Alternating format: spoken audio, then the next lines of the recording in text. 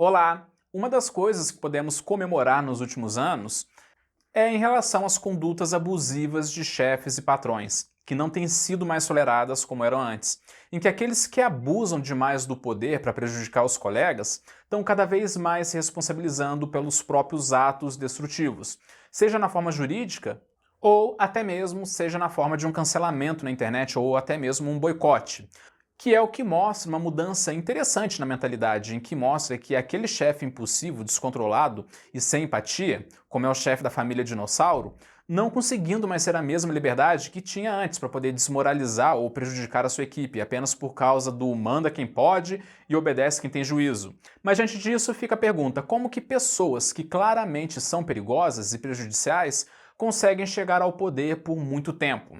A questão é que o grande problema, muitas vezes, é a forma como essas pessoas conseguem mostrar ser o que não são, a forma como conseguem evitar determinadas consequências e até mesmo a estarem escondendo algumas falhas de caráter.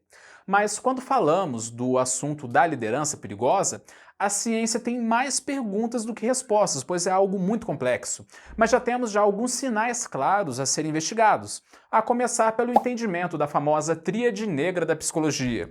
Você conhece a tríade negra da psicologia? Em resumo, a tríade negra na psicologia são as pessoas com traços de personalidade verdadeiramente cruéis, que são narcisismo, maquiavelismo e psicopatia. Vamos falar sobre cada um deles. O narcisista é aquele ser extremamente orgulhoso, que tem uma visão grandiosa de si, fazendo coisas horríveis para sustentar essa visão, com uma tremenda falta de empatia. O narcisismo, infelizmente, é muito comum em papéis que envolvam liderança, pois normalmente os narcisistas grandiosos, além de extremamente carismáticos, possuem uma visão super grandiosa deles próprios, fazendo com que eles consigam inspirar a todos do ambiente. Mas o grande problema é que, além de chegarem facilmente à liderança, muitas vezes mais pelo carisma do que pela competência, eles, quando conseguem, começam a tomar decisões extremamente arriscadas e tóxicas no ambiente.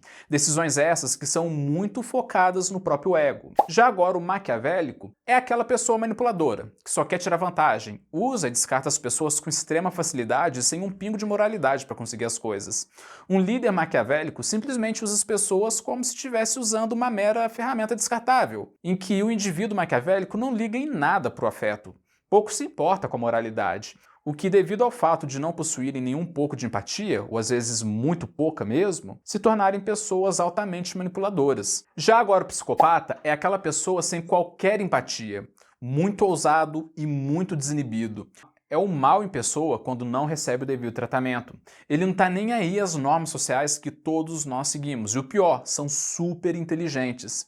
Mas que ao mesmo tempo, quando não são tratados por profissionais de saúde mental, não possuem nenhum freio moral. E muitas vezes, e nem vão se importar para as consequências dos próprios atos. Mas mesmo assim, devido à alta capacidade, conseguem se manter no poder, mesmo mostrando para todo mundo o quão terríveis eles podem ser. O grande problema que envolve a liderança e a tríade negra da psicologia se deve ao fato de que muitos líderes com essas características graves conseguem facilmente engajar e encantar seguidores através de um grande carisma. Mas o maior problema é quando essas pessoas lidam com a frustração no momento em que surge o estresse. Afinal, se uma pessoa possui falhas graves no quesito ao caráter, não se trabalha com profissionais capacitados de saúde mental, e em muitos casos não sentem remorso pelo que fazem, como que eles vão agir no momento do estresse? De forma tranquila não vai ser, não é mesmo? E é aí que muitas vezes podemos identificar aquele chefe sem empatia que, com frequência, vemos gritando e humilhando os funcionários, usando da autoridade para descarregar a raiva e a frustração, seja dos problemas relacionados ao trabalho, seja dos problemas relacionados à vida pessoal e às vezes até mesmo por prazer ou sadismo. Mas claro que não podemos afirmar que todos os chefes sem caráter pertencem à tríade negra, mas que grande parte faz parte, podemos sim afirmar. Nisso surge um novo termo, o psicopata corporativo. O psicopata corporativo é aquele indivíduo que, dentro dos locais de trabalho, com frequência exibe comportamentos dominantes, com o objetivo de poder, influência e até mesmo ganhos pessoais que são completamente imorais. Mas vale lembrar que a psicopatia corporativa não se trata especificamente da psicopatia psiquiátrica e neurológica.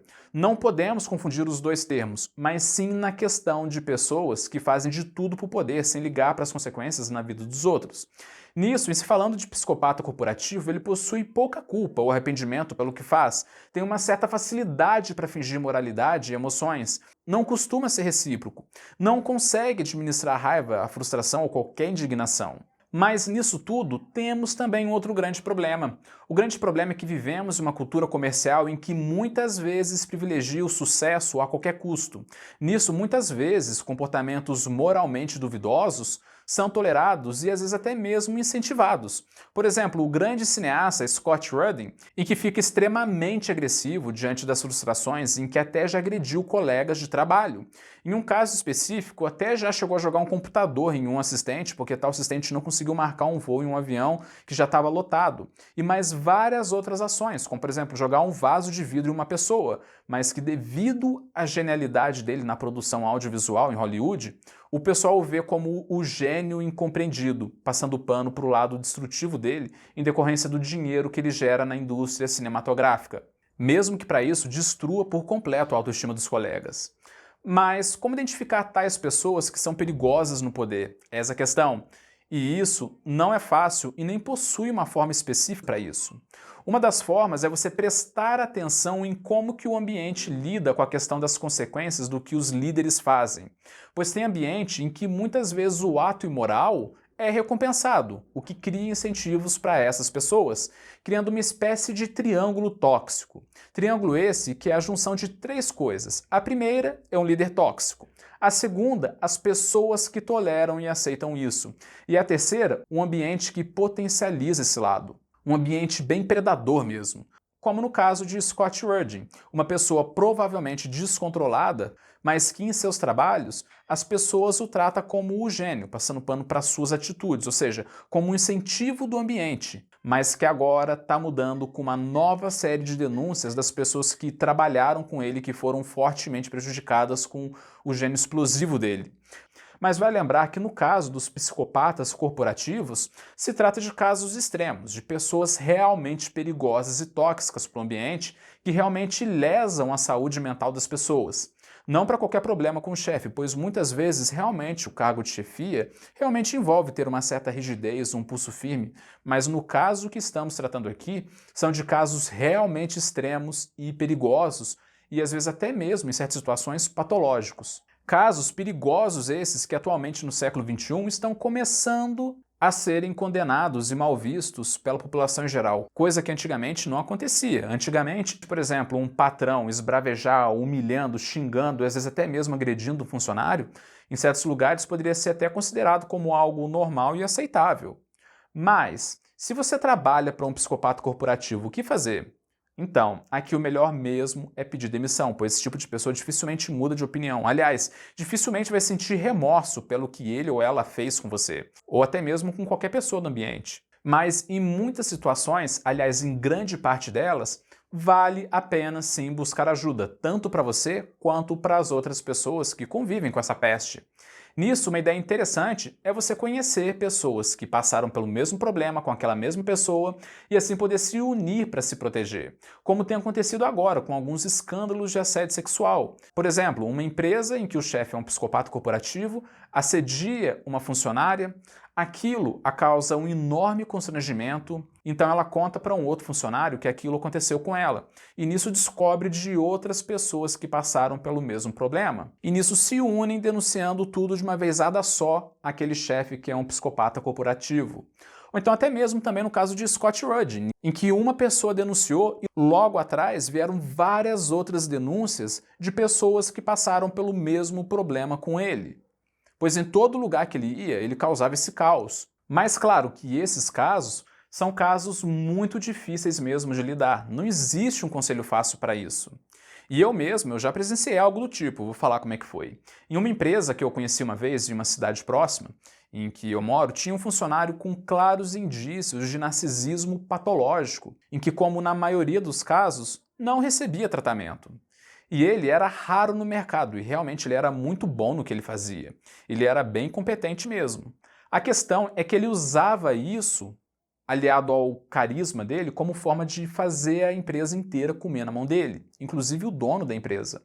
Constantemente ele falava, se você não fizer isso ou aquilo, amanhã eu não venho trabalhar. O dono da empresa cedia facilmente a ele, mesmo quando discordava, com a ideia de ele é insubstituível. No final, o dono virou uma verdadeira marionete na mão desse narcisista. Ou seja, tudo que ele fazia de errado, no final tinha uma passação de pano. Tal narcisista patológico, ele demitia quem ele quisesse, chantageava a equipe inteira, espalhava fofocas pela empresa fazendo triangulação, mandava nos outros setores passando por cima dos gerentes. Nisso aparece outro ingrediente que eu falei. O ambiente tolerava o comportamento dele, o chefe da empresa tolerava o comportamento dele. E isso favorecia esse comportamento destrutivo dele, incentivava a necessidade dele de ser o centro das atenções. Ele tinha certeza que, independente do que ele fizesse, ele não seria demitido. E o comportamento dele, diante disso tudo, só ia piorando, chegando ao ponto dele roubar as coisas da empresa. Pois na cabeça dele, a empresa tinha uma dívida com ele, a alta competência dele. E que, ao roubar da empresa, ele estava, entre aspas, pegando o que era direito dele. Mas claro que ele fazia isso muitas vezes escondidos, ou então na frente dos outros funcionários, para mostrar que era ele que mandava. Nisso, com o tempo, o ambiente de trabalho ficou um ambiente infernal. Muita gente que era boa e competente pediu demissão por causa dele, pois ele criou um ambiente insuportável para trabalhar, que ia desde fofocas até constrangimentos. De uma vez, inclusive, ele quase agrediu um funcionário. Mas a passação de pano continuava. E qual você acha que foi o final da história dele? Pois é, desde o começo, quando ele ainda não estava abrindo as asinhas, eu notei que ele tinha algumas características patológicas mesmo de narcisismo. E eu falei ao dono da empresa, cuidado, ele vai te ferrar. Cuidado, as exigências dele vão aumentar cada vez mais. Cuidado, ele é uma pessoa perigosa, apesar da competência dele. Mas eu não fui ouvido, afinal, entre aspas, ele era insubstituível, e nisso continuou com a passação de pano.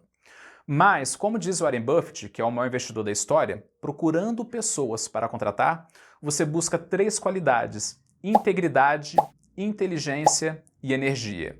Se elas não têm a primeira, que é a integridade, as outras 2 matarão você. Ou seja, se você tem uma pessoa que é inteligente e tem energia, mas ao mesmo tempo é uma pessoa mau caráter, filho do céu, você está ferrado. Fato esse que, sem o Warren Buffett saber, inteligência e energia está fortemente associada à tríade negra da psicologia.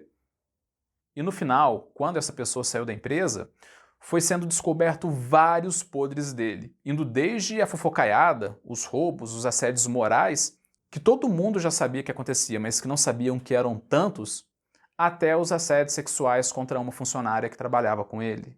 E você acha que ele saiu tranquilo da empresa? Que nada! Quando ele saiu da empresa, saiu porque já não tinha mais nada para tirar dela, não tinha mais nenhuma gota. Mas mesmo assim, ele queria até a última gota e saiu processando e pedindo indenização por tudo, até por coisas que ele nunca fez, arrancando um baita de um dinheiro da empresa. Por isso, volto a repetir o que disse o Warren Buffett. Busque pessoas com as 3 qualidades: integridade, inteligência e energia. E se alguém não tem a primeira, que é a integridade, as outras 2 vão matar você. Pense nisso.